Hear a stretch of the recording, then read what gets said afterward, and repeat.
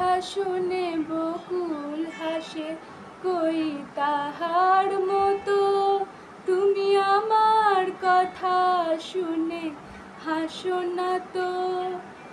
ধরার ধুলিতে যে ফাগুন আসে, কই তাহার মতো তুমি আমার কাছে কভু আসো না তো।